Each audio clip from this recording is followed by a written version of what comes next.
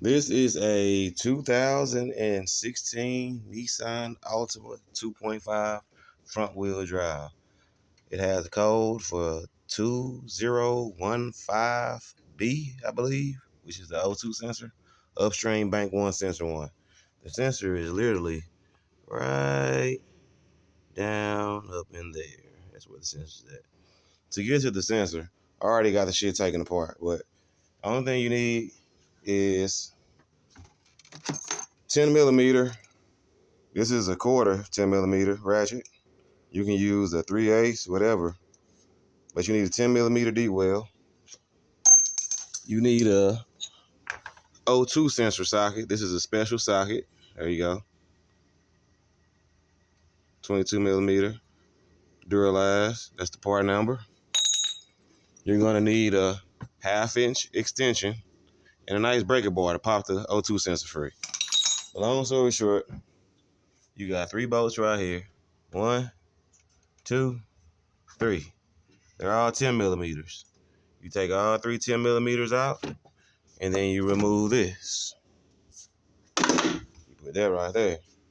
Now, you have the air intake right here, where it sucks in air at.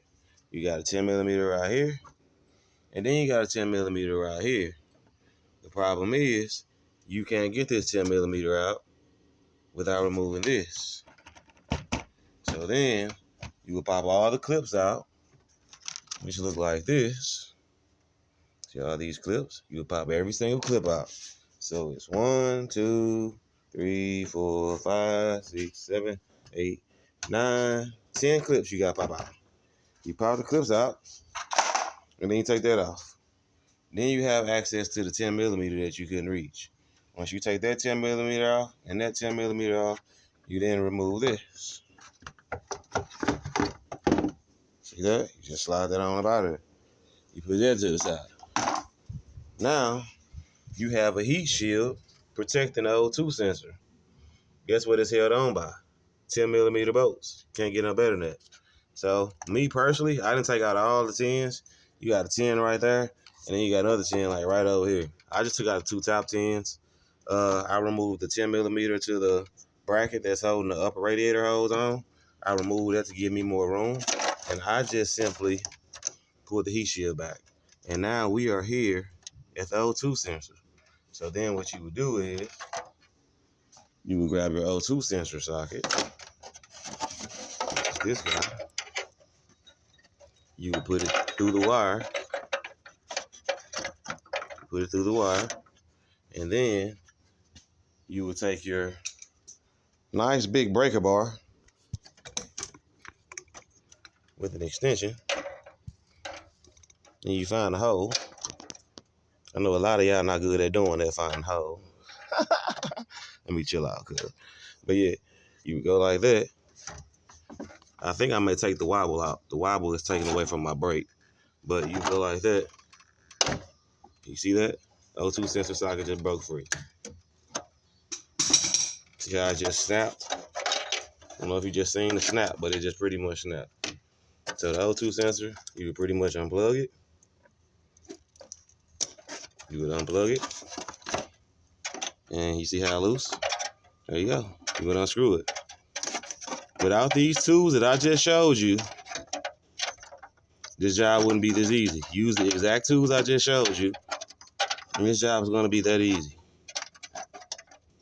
It may be hard for some of y'all because y'all beginners, but I do this shit, so this shit's pretty easy. But yeah, you would unscrew that.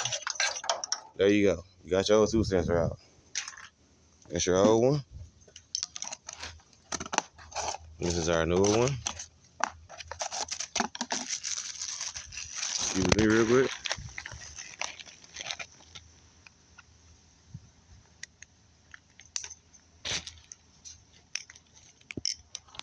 This is our old one right here. This is our new one. Brand new. You see they have the same ends, everything. Same plugs. Exact same O2 sensor. This is just this new one. This is a NTK brand. This one costs about $227. Yeah, we're about to replace it. So pretty much those same steps I just showed you, You will reverse the steps. You will come down here to the top of the catalytic converter. You will start this by hand. Start it by hand. Screw it in as much as you can by hand.